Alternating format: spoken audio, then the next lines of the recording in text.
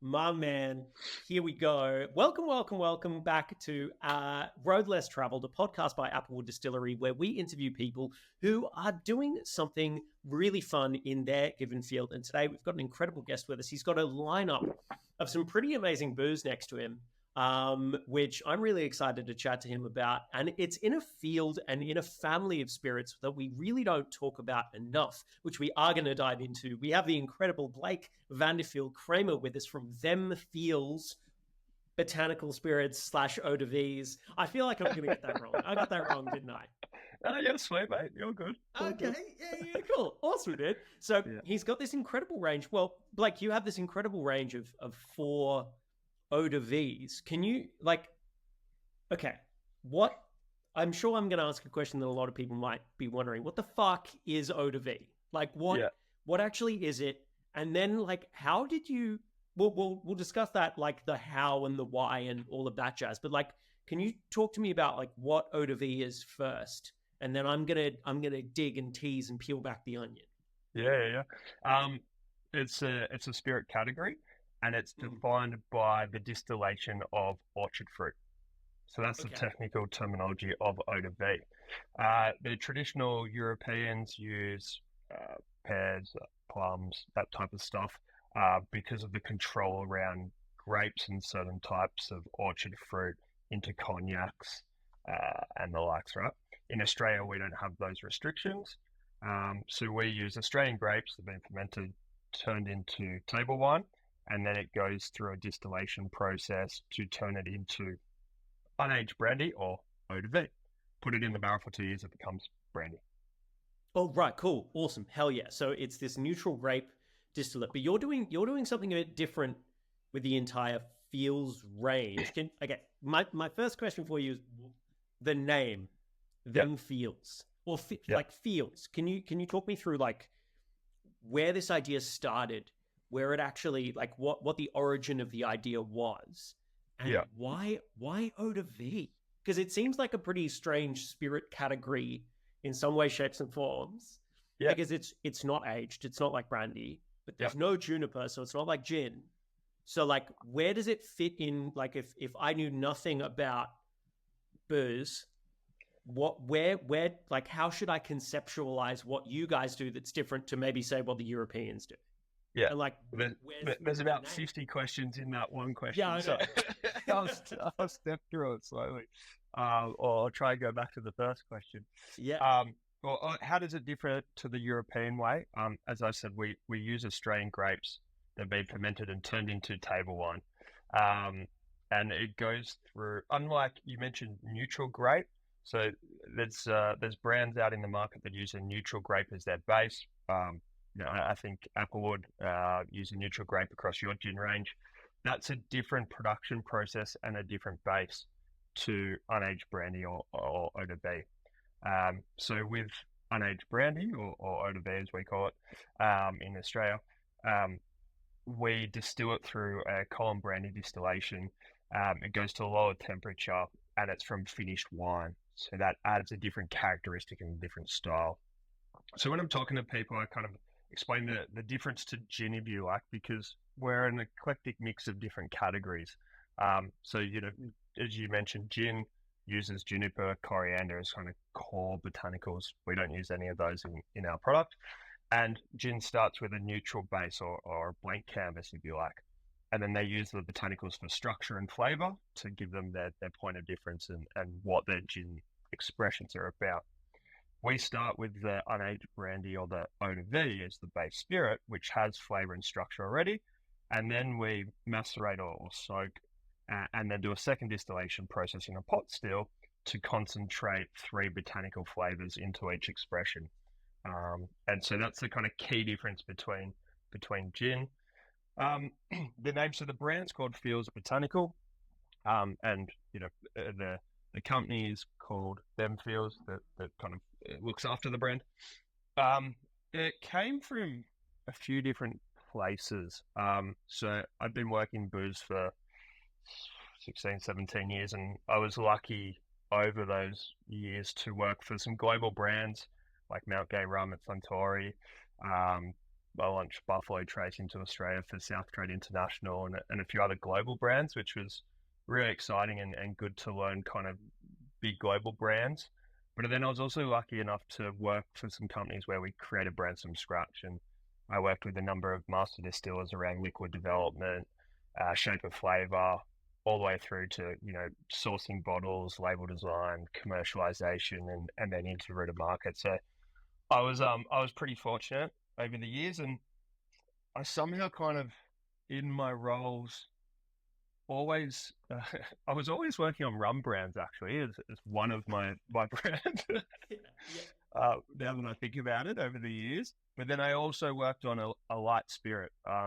All the business I was working for were playing in kind of that light spirit space as well. So, at South Trade, for example, they launched or managed Patron Tequila in the market, and this is going back 15 years ago, something like that. And they were actually South Trade. This is a good one because this is a bit of the inspiration. South Trade was started by two guys, Tony Stubley and Dave Higgins, and they actually created a brand called Green Fairy Absinthe. And so those were the guys behind Green Fairy Absinthe? Yeah, yep.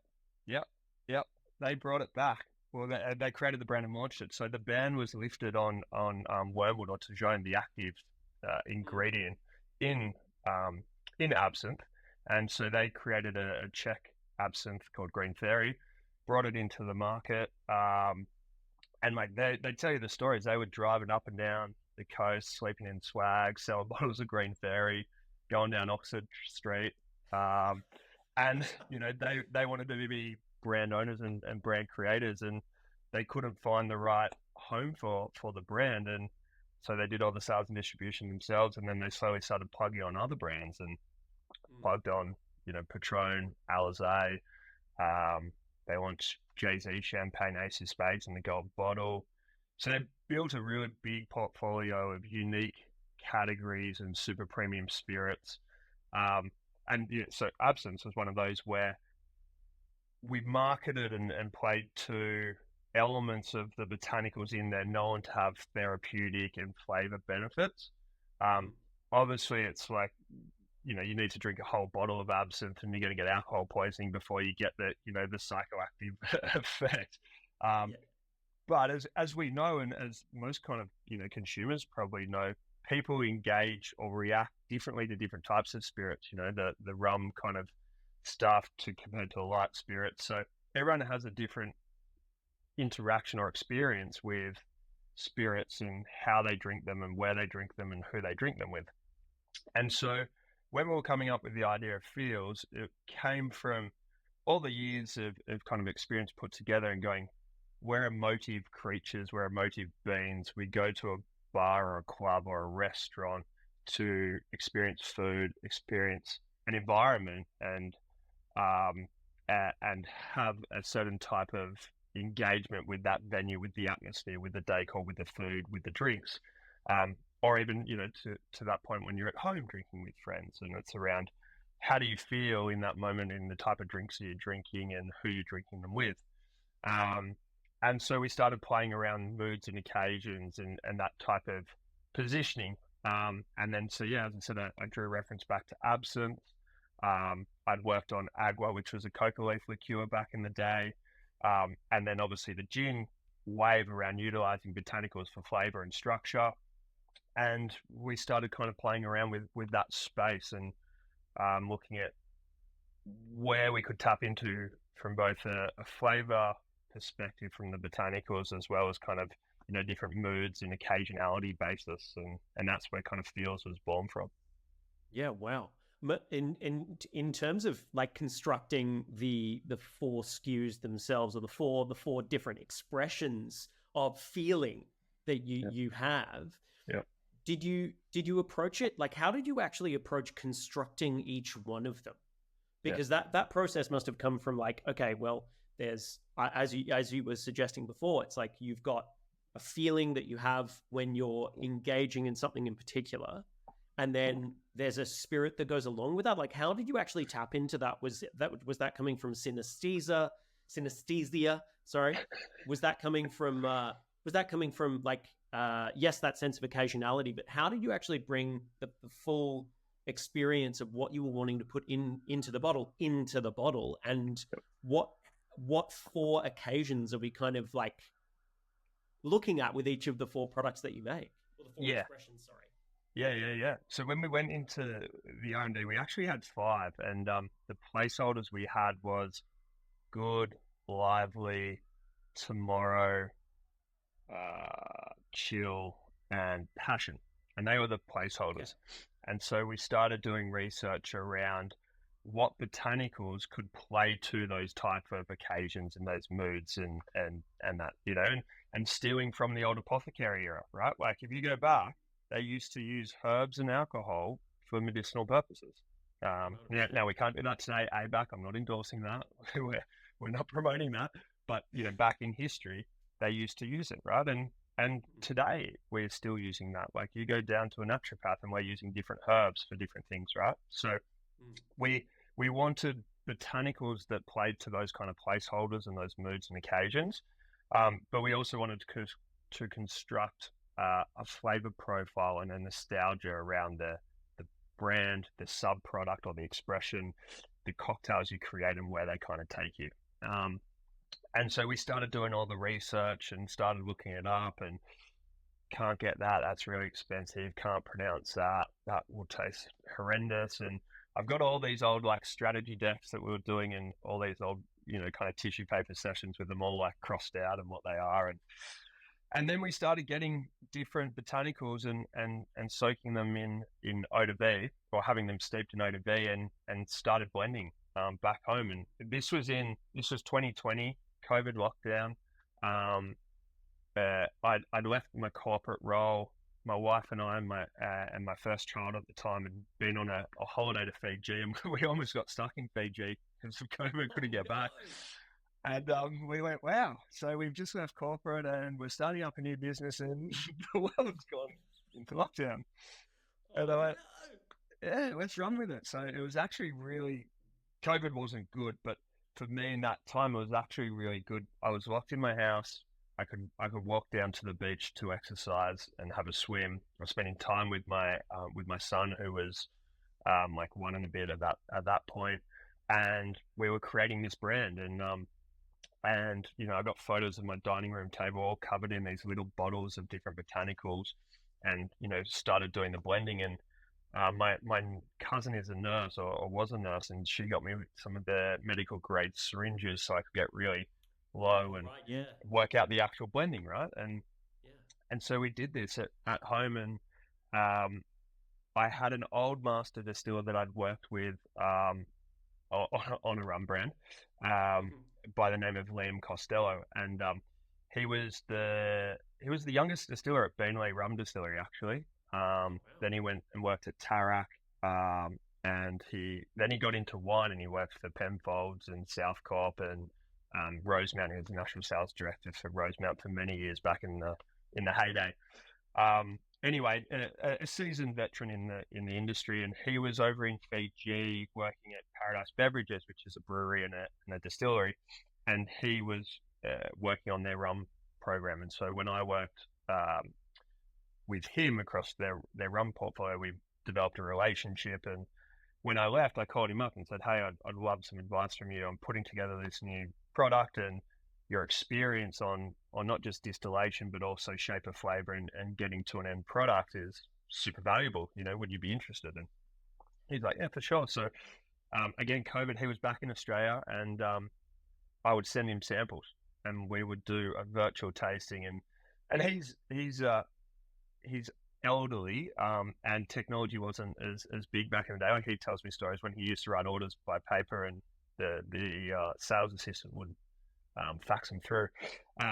But anyway, so the first Google Meet where we did our first tasting was a bit of a technical nightmare. So, but no, it was great. So we would do, and he always said 10 a.m. Your palate's warmed up, but it's not tainted from the day. And so we'd do tastings around 10 a.m., 11 a.m. Yeah. And it was great. We'd try it, and it would be, I think we should dial up the coconut by 5% or whatever it was, and we'd write it down, we'd send it back and kind of work through. And so simultaneously, we were finalizing the liquid development while finalizing the brand and the strategy. And in between, tasting it with whoever we could, however we could, calling on old friends from the industry, and then people from outside the industry.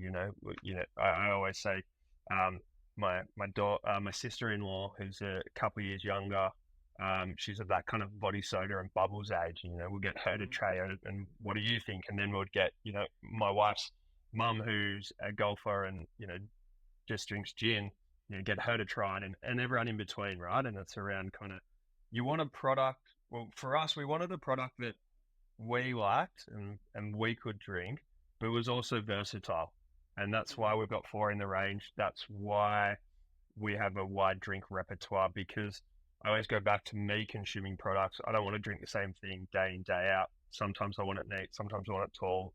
Sometimes I want a beer and a wine, like sometimes you want heavy, bold stuff. Sometimes you want light stuff. So we wanted versatility in the product.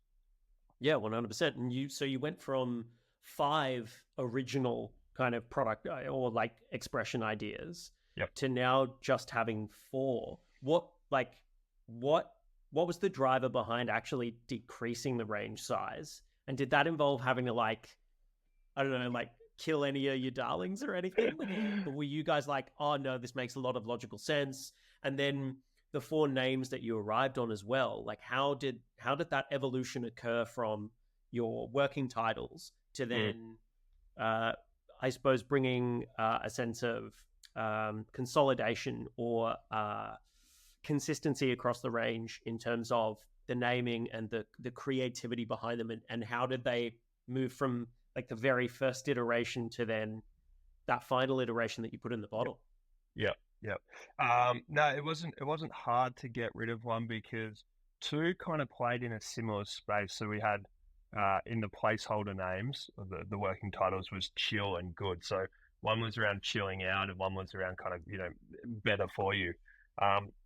And throughout the strategy session and the product development and the brand developments, we worked out that we wanted kind of better for you as just a consistency across the product, not a driving factor, but a consistency. So, organic botanicals, B Corp certified distillery production, no added sugars or preservatives, sediment in the bottle. So we wanted, what you're drinking and what's on the label is what you get. No hidden secrets in there, and no bad stuff in there. If you're going to drink booze, drink good booze, Yeah, 100%. And so 2 were kind of lining up to be the same, and so it was quite easy to kind of we kind of parked chill. I also was looking to kind of what was happening in the US and overseas, and I thought that down the track there could be a more chill orientated product once legislation changes. yeah, of course. Yeah. So it was quite easy to park that one, and then so we ended up with 4 in the range. It's Feels Rouse, which is distilled with rose, Davison plum, and horny goatweed. So playing to natural aphrodisiacs. Yeah, right. Okay, cool. Feels Revel, which has ginseng, coffee, and Illawarra plum. And so these are my samples at home, as you can see that that's getting a bit drunk. What's in the bottle is what you get. That's it. Feels Basque, which has hemp, cornel, and kakadu plum. Yep. And Feels Vivify, which has coconut, turmeric, and ginger. And so Feels Basque was the one that kind of doubled up with Feels Good and Feels Chill in the placeholders. So we got rid of it. We stuck with Good, and Good and Chilled kind of merged into one at that point.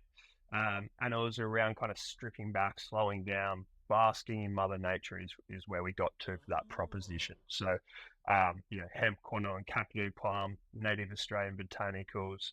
Think, Bellinger Promised Land, lush, Byron Bay hinterland, those type of kind of moods and occasions and locations. So, the working title names kind of got moved on, and we kind of came up with names that talk to the botanicals and the kind of, those therapeutic, apothecary benefits, but also spoke more to the occasionality of the individual expressions of each one. The consistency is feels, and it's an emotive and a sensorial brand, and that's the consistency across all four. And then the individual expressions or personalities play to the moods, occasions, and the flavor profile. Um, And did that also factor into like the ABV of the products that you have as well? Because you've got a few that sit at what we would call like, well, let's call it usual strength for consumers, right? So yep. it's like above 40%. And then you have a few that sit a little lower. Did that factor into the occasionality in terms of your thinking of brand or thinking of product development as well? Yeah, definitely. So the Feels Rouse and Feels Revel are at 33% ABV, and Feels Bask and Feels Vivify are at 43%. And we did that for two reasons. One, we were looking at the kind of better for you, lower ABV or mid strength occasion, right? So you can have that with soda and it's lower standard drinks, or you can have a floral martini with Feels Rouse and a vermouth. Don't add gin, and you'll have a lower ABV style martini, right? So we're playing to that lower ABV drink occasion. Now you can also use those products as a modifier, right? So you could do Feels Rouse in a martini with gin, brings up the ABV, gives it more backbone.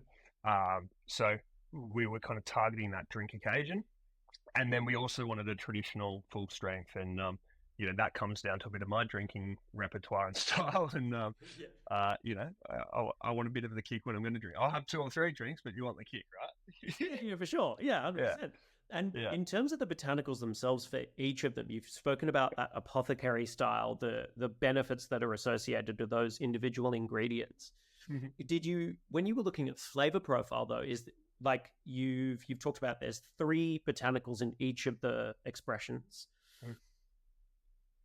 Do those 3 ingredients like highlight something particular on the palate? Are they there in terms of all four of the expressions? Are they there for their apothecary? Like, is each one of them there to fill a particular purpose, or are there multiple that are there to fill a particular purpose, and then there's something from the other ingredient that highlights something about the occasionality of the moment? Like, how did you actually come to decide on the ingredients themselves after you've looked at the apothecary? Like when you was scraping off all the ingredients on the list, how did you actually come to those final ones? And were there any ingredients where you were like, maybe we should put 4 in this one, or maybe 5, or were you actually kind of okay with being nice and chill about it? Yeah.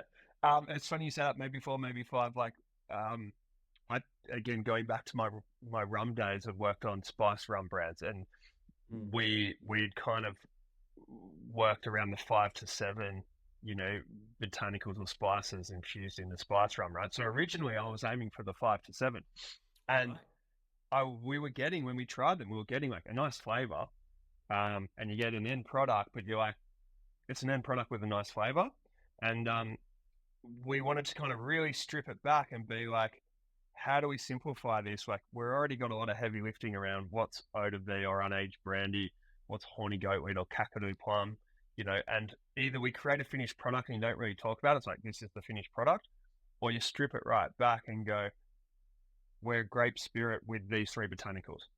And so we dialed it right back. And again, going back to the difference with gin, because we already had structure and flavor from the unaged brandy or the Eau de Vie grape spirit, we didn't need as many botanicals either to build that structure in that mouthfeel. It was already there. So we dialed it right back. And we got to 3 because we thought that there was a nice journey where you could taste one at each different point of the kind of sensorial journey, and then it would come together as a nice all-rounded product. So for example, in Feels Vivify, which has coconut, turmeric and ginger, you get the coconut on the nose, and then you try the product and you'll get the grape spirit, this velvety creamy fruit characteristic on the middle palate, and then on your side palate you'll get the spice and heat of the turmeric and ginger, and then at the end some coconut will come back lingering in your mouth. So it's around that kind of that flavor journey, and And, everyone's sensorial memory or reference point's different, right? Because we're all different humans. We all have different lived experiences. We all have different gene makeups, right? Which all impact your sensorial reference points and taste buds and stuff like that. So when I do tasting, some people go, oh, I can smell the turmeric on the nose really strong. And other people are like, oh, I can't smell the turmeric at all. But, so it's around that sensorial reference point and that memory and your genealogy and what you've tried. But yeah, we really wanted to create, engaging with all three in a different point and then having an overall flavor profile together. And then the consistency across the four, is that great Eau de Vie spirit that adds that flavor, that stone fruit, and that kind of velvety, creamy structure that's consistent across all four. Mm. And how are you using these? Are you using these in place of another spirit, or are there standalone Eau de Vie cocktails? Yeah, so we've got I don't know too many, unfortunately, off the top of my head. I'm not I've been flipping through books going oh, there's Eau de Vie cocktails. How are you actually applying this and using these in the space, and are you using them in place of another spirit? Yeah, in terms of in the US and Europe, there's definitely Eau de Vie led drinks and cocktails. But again, their Eau de Vies are kind of different to the Australian Eau de Vie because they're using a different base, to what we're using. In terms of how to drink it, we've got a really kind of clear consumer message that's over ice or elevate your soda. You've got 3 flavors in there, and you've got the fruit characteristic, mix it with soda, and you've got flavoursome drink, and you don't need to add anything else. It's a real straight consumer message. Then we also do kind of twist on classic cocktails, again, for reference point for consumers. So a coconut daiquiri with Feels Vivify, a Tommy's Margarita with Feels Bask, a Paloma or an Old Fashioned with Feels Rebel, Tom Collins or a Martini, right? So it's what's a reference point, but I can just sub it out or co-blend, right?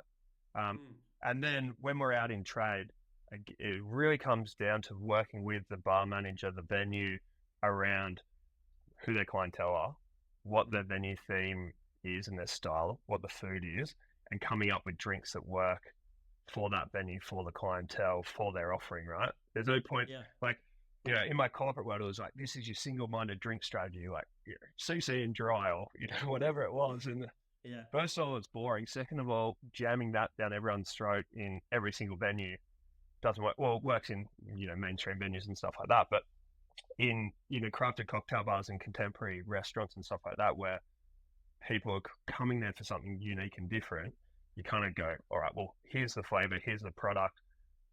What are you going after, and what do you want to deliver to your clientele or your consumers, and how can this work in with it? If it doesn't, sweet, no worries, all good. And again, it's not about replacing or substituting. I've had venues do drinks with mezcal and feels, or gin and feels, and then I've had venues that do it, use this as the base spirit. So we're very much open to versatility and delivering an experience for the venue and for the clientele that works and fits. Is there one cocktail that you have in your mind that someone has made for you with one of the Feels products where you're like, that's probably the most creative thing I have ever seen? We were lucky. So we were launched in 2021, and it was when Penny Sippy was doing Australian Cocktail Month. And so we jumped on board with that for 2 years while that was running, and it was great because we had some of the most seasoned bartenders and mixologists in the country playing with the product and coming up with drinks. So, some of that stuff was amazing and second to none. And I don't even want to try and repeat the kind of the recipes because I'll get it wrong. But in terms of for me, it's I'm quite a simple person, right? As a rum, this is a twist on a right one with a sweet spice combo. Have this in a daiquiri as a twist on a classic daiquiri, and it's just really sessionable and easy for me. So Oh, you know where Rosella's had a couple cocktails on the menu actually. They were running a fire engine and a Gatorade cocktail up in That's yeah, great. yeah, and they were using Baskin and Rouse and Yeah. again I don't know the full specs but what they were putting out there was exceptional. They were super enjoyable, those ones. So Yeah, they're yeah, stunning. They're so yeah, good. I fucking love Rosellas. They're amazing. yeah. It's just like I went in there the other day and was having a chat with them and just the like again they're there to create an experience for the clientele and something unique and different and it's a different offering to what a lot of other venues do, but again, they're just kind of targeting to tailor something that plays to who they are, but also the clientele that are coming there, you know, and it's really nice seeing that play on uh, or trying to tap into engaging with the clientele in a certain way, in a Yeah. different way. Mm. Well, yeah, 100%. Do you think that these like I'm of the opinion currently, and I wonder if you share this opinion, that the great gin explosion of the past 10 years is kind of has reached a point where we're kind of over indexed on gin to a certain extent in Australia. We've got a lot of gin out there that I think a very harsh critic might say there's not a lot of difference between those gins. Do you feel like this type of style of very unique botanical eau de vie in a global context is a really good answer to that kind of gin fatigue? And do you believe that there is like a fatigue with particular spirits at the moment in the market? Yeah, like in terms of global opportunities for fields, um, you know, we're lucky to look at kind of some trends and what was happening, and we wanted to tap into that light spirit flavored via we wanted to go down the natural path and the botanical path. Um, but again, the flavors we went for were something unique and different, and we did not choose gin botanicals for that reason because we wanted something different to gin, right? Mm, yeah, We didn't want to be compared to gin from a botanical perspective. We wanted a point of difference and we wanted something new. Um, the great part or the unaged brandy part came in. It was really interesting in the early R&D days. My co-founder Steve was going, "Oh, let's just do vodka. Like, let's do a flavored vodka and get it out there." And I was scared of vodka from my experience in the industry, from the perspective of how competitive it is, and mm, all the big guys have lots of vodkas and a lot of money yeah, to back those vodkas. So I was like, "It's yeah, going to be hard. We need something unique and really different."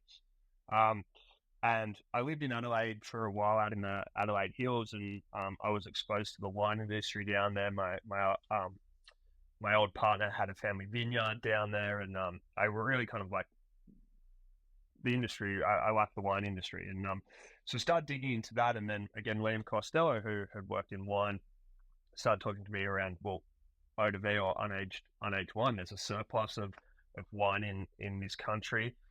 You can get some flavor and structure from it, and it's tapping into that light spirit. The gin boom, the vodka boom, the mezcal, agave tequila boom. And again, this was going back like what are we now, 2024? So this was 4 years ago.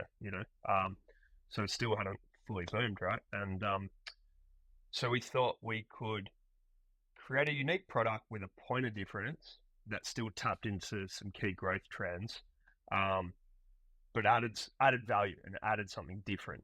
I just didn't want to be another, take on something. We really wanted to kind of challenge the orthodox and do something completely different. Um, mm, yeah, yeah. So, yeah, that's kind of why we went with the grape spirit and the unaged eau de vie and the three botanicals we selected.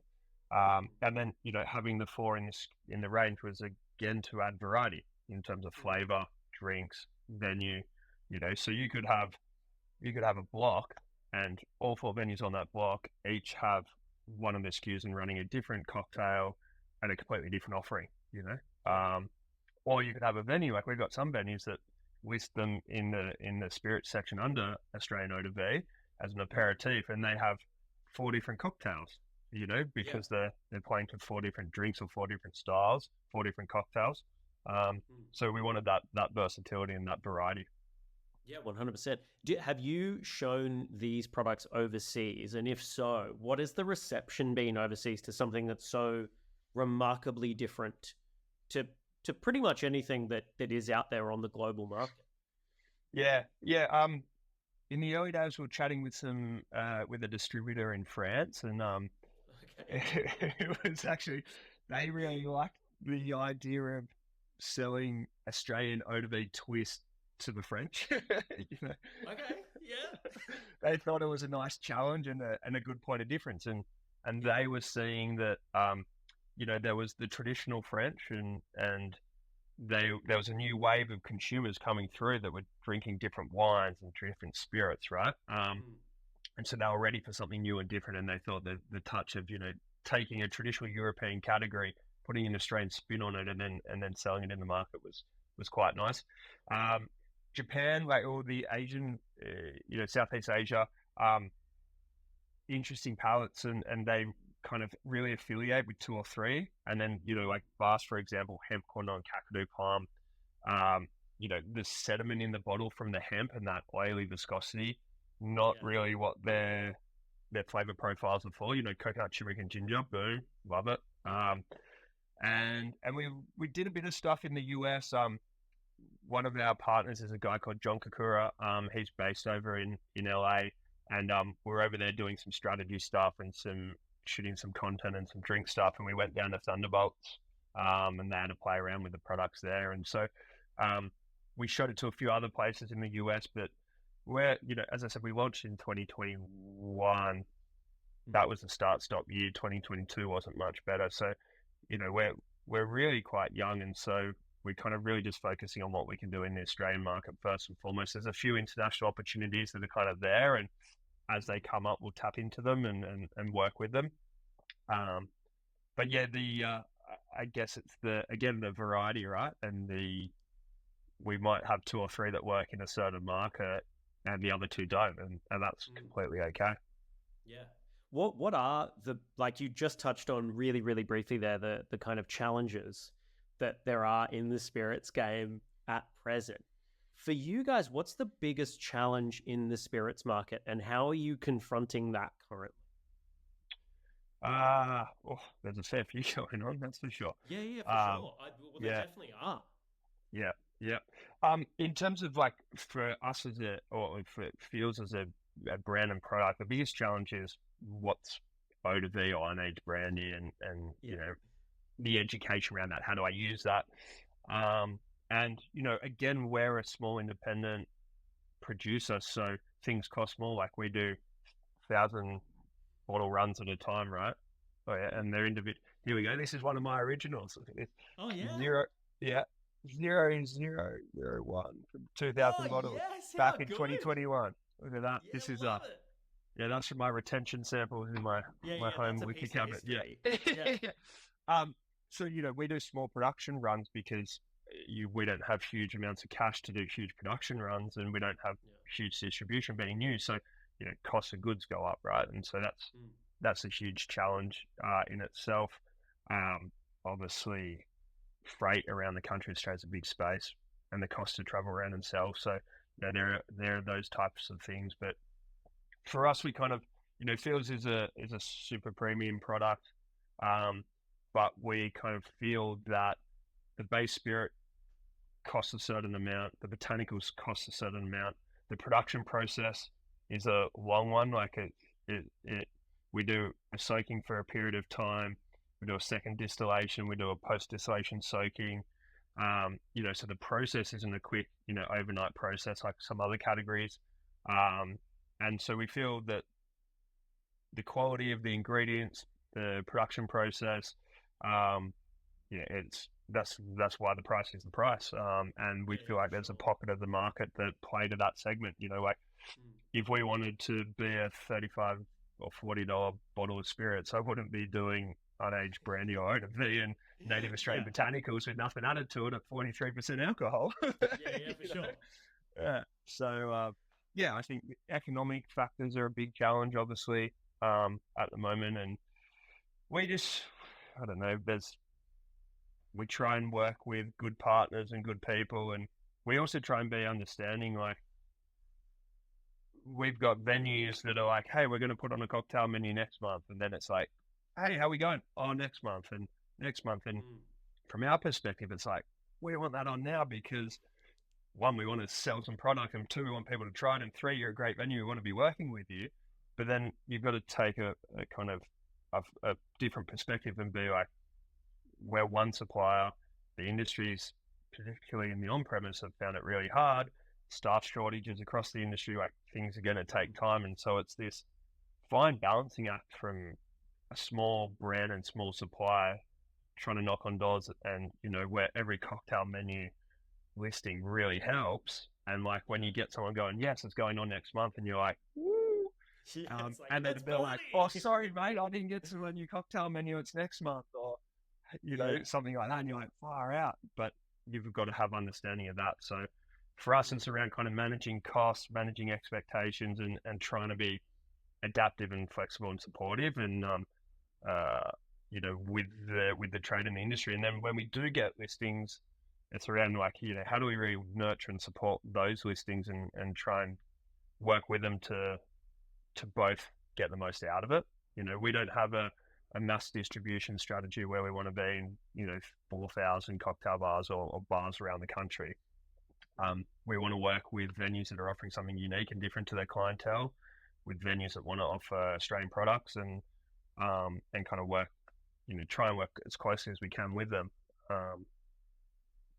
Yeah, for sure. And really support them and foster them as well. So you have this like symbiotic relationship from you guys and from them. You know, that's what it's all about. It's rising tide lifts all ships. Yeah, that's it. And like at the end of the day, right, like they're creating experiences for their clientele, and they know their clientele best. And so it's like, hey, we've got this product. We think it could work for your venue or your clientele because of X, Y, Z. Does it?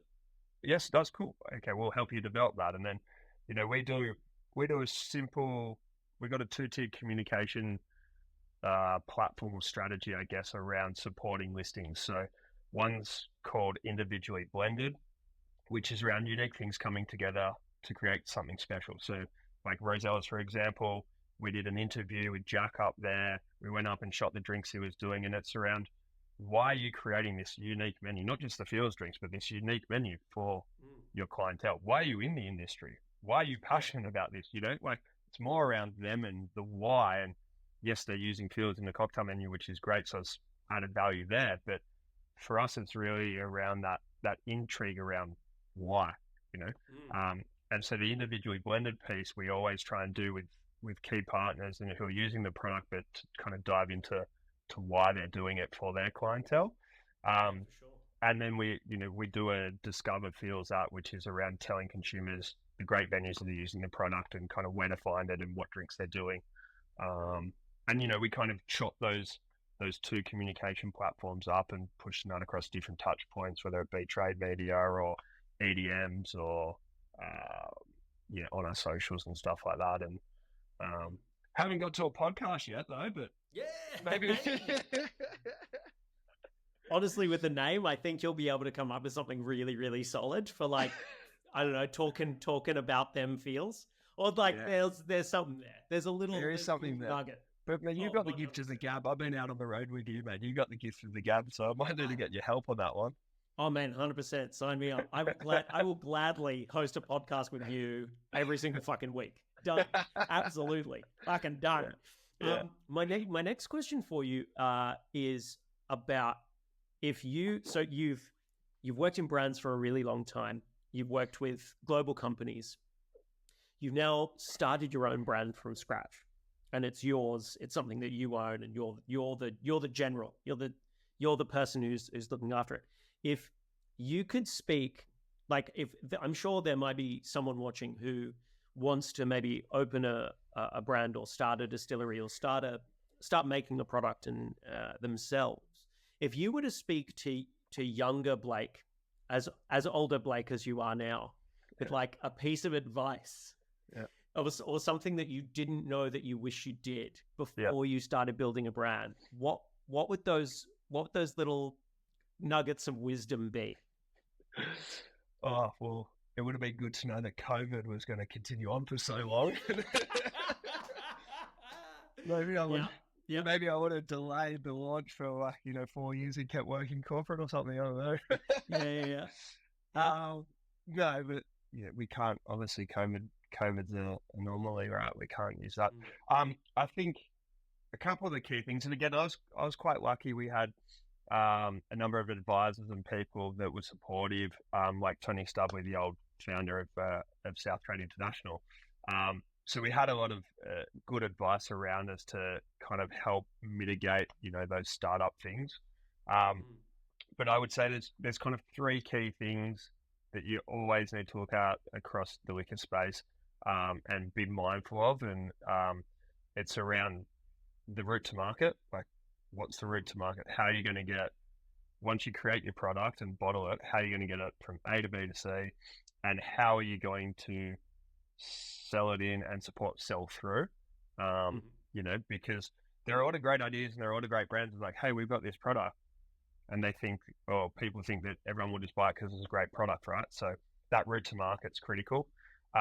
The back end commercialization, like know your value chain, know your cost of goods, know your margin expectations, know your wholesale margin expectations, retail on-premise expectations, and make sure you kind of model them up, because that's where you'll get caught out for sure if you don't do that. And again, I was lucky I'd experienced that working in the industry, and then I had a couple of people from that space, help build out the commercialization of Feels, which was great.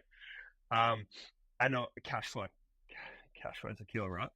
Yeah, okay. Yeah. So cash flow in two folds, right? So you do a production run and it's going to cost you X amount of money, but you might not sell that product for 1 month, 2 months, 3 months, 4 months, 6 months, 12 months, right?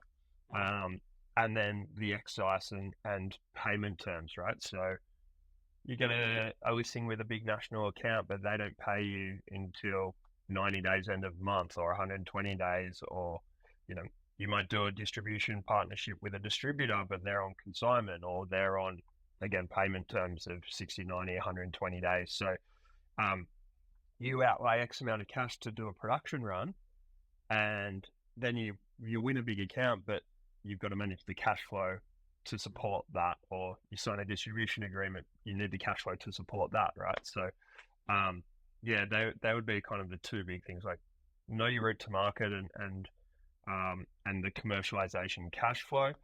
And then from a brand and product perspective, like have a reason to be and know what your brand essence is, or what you're creating and why you're creating that product. And for us, it was around, we wanted to create a sensorial and emotive brand that created talkability and that created an experience when you engaged with it, like textured label, cork finish, color to the liquid, sensorial smells, through to the marketing. So kind of really know why you're creating a product and what the product's for, kind of what problem you're trying to solve. Like, again, going back to our functional elements, we didn't add any sugars or preservatives, because we kind of wanted to play to that better for you. Like, if you're going to drink good booze, and we wanted to play to that super premium. So we invested in buying expensive base spirits and buying native and organic and sustainably sourced botanicals, So we do that long production process because we want flavor and sediment in there. We don't just do it overnight.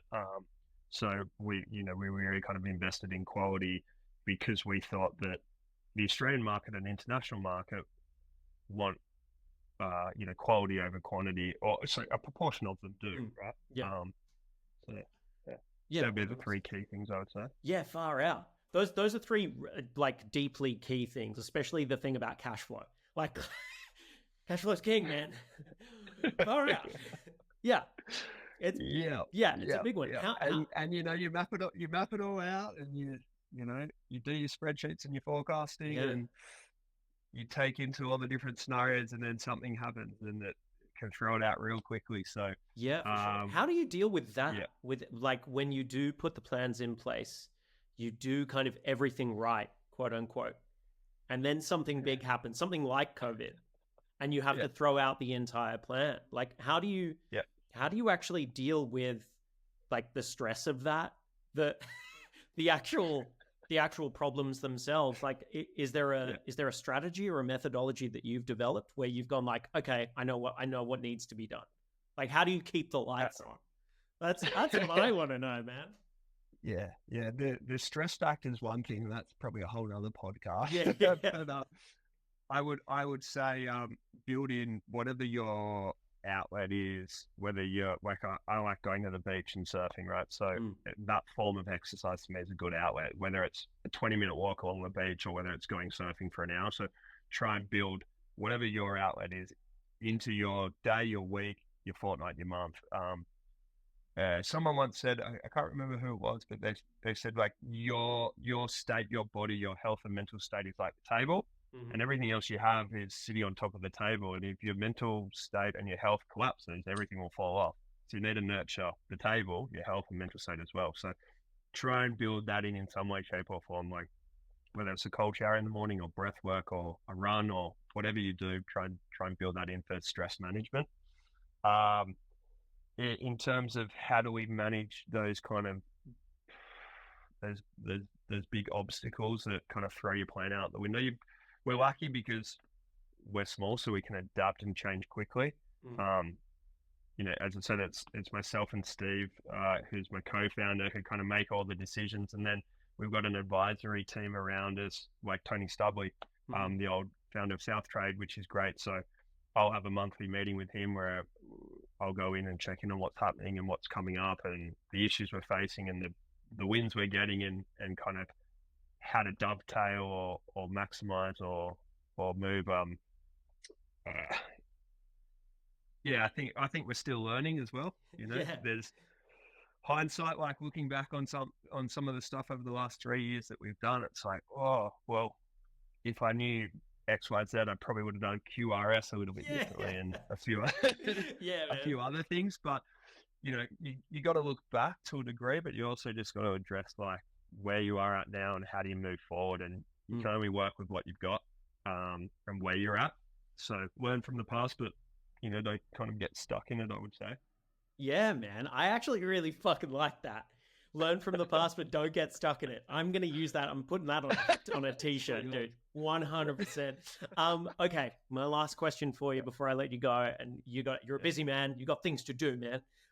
What do you want to see out of the future of the Australian distilling industry and out of the future of Australian drinks industry as well? Like, what are you hopeful for? What do you see in the future?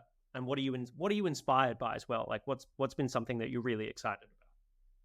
Yeah, wow, big question. I think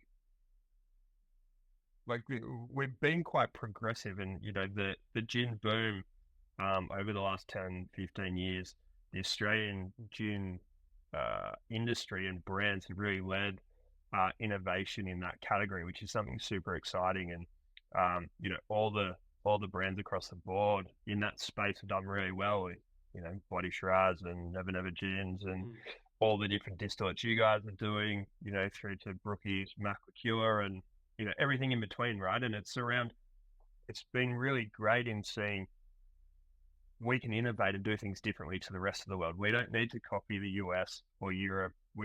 Yes, we'll play in traditional categories and we will have traditional categories, but we can put an Australian spin on that and take that to the world.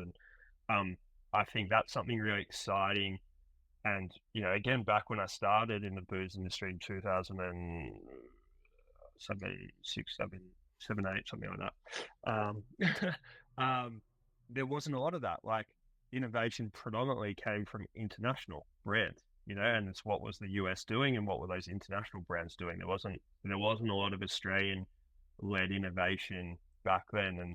And, there were distilleries back then, and I worked at Vanderfield Distillery and, they were producing great products and they did, a honey-infused rum and stuff like that. But there wasn't true innovation, right? And that's come from the explosion of craft breweries and craft distilleries now. So that's given the industry the ability to innovate because more people are playing with it. And as I said before at the start, we're all unique individuals and we all come at things from a different perspective. And that's great. And that's why we're seeing this creative melting pot of different brands, different products, different styles of products, which is super exciting. So I think the innovation piece and the quality piece of what Australia produces is something super exciting and something that, will help drive the industry forward globally. Um, there's obviously huge challenges that we're facing, from excise to cost of goods to all that type of stuff. And there are a lot of people that are trying to help solve that and create solutions, like the ADA and Spirit and Cocktail, and a lot of more educated and versed in that subject and that matter. So that's a scary piece and a big challenge for the industry, so how do we solve that? And those guys are working on that, which is super exciting. And I think the ability to grow and produce things here that are different will give us, again, another point of difference. So the innovation piece and the ability to produce here. So that's something that really excites me. And I think the kind of lifestyle and, again, back to that kind of moods and occasionality of the hospitality industry as a whole, right? Like hospitality, on-premise hotels, bottle shops, it's around hospitality, right? And then at-home consumption. So I think how that's evolving and continues to evolve is super exciting, and the mix between on-prem and off-prem, and working with consumers around, like, how do you engage with brands at home and how to use products at home, and then through to the kind of, I guess, the decentralization of CBDs. And again, it was happening and COVID kind of accelerated it. But now you're seeing all these pockets of kind of regional and suburban bars and restaurants and bottle shops and everything, cafes and everything in between pop up, which is super exciting too. I think it gives a diversity of styles and offerings as well, which is pretty cool. So that's something that long term, once the economic situation turns, which it will turn, they go in cycles, don't they? All the smart people keep saying. All the swings and roundabouts, mate. Yeah. We're going into a boom soon. Just hope it comes. Yeah. There's a boom coming. Oh yeah. Well, mate, So, hopefully the rains will come soon, just like the McCain ad. Yeah, and it'll be sensational. But mate, thank you so much for your time. We've got Them Feels in the description below. Go and support these fantastic guys who make some sensational products, and I highly recommend the coconut daiquiri because it is fucking sensational. So you can hit them in the description below. And thank you so much, Blake. I really, really appreciate your time, Matt. Thanks, mate. Are you at Good Food and Wine this weekend in Sydney? Ooh, no, I'm not at Good Food and Wine this weekend in Sydney, but are you at Good Food and Wine this weekend? We will be. Come see us. DS9, I think, in the distiller section. Feels Botanical and Regal Roger Vermouth brand we work with. We'll have a stand there as long as excuse me, tongue tied. Along with a lot of other great Australian food and beverage brands. Hell yeah. You can cut that bit out if you want. That's right. So you can go along to Sydney Good Food and Wine and support these guys as well. Mate, thank you so much for your time. Thank you. Monday Martini's coming up, hey? Hell yeah. That's happening. All right, brother. Thank you. Good to chat.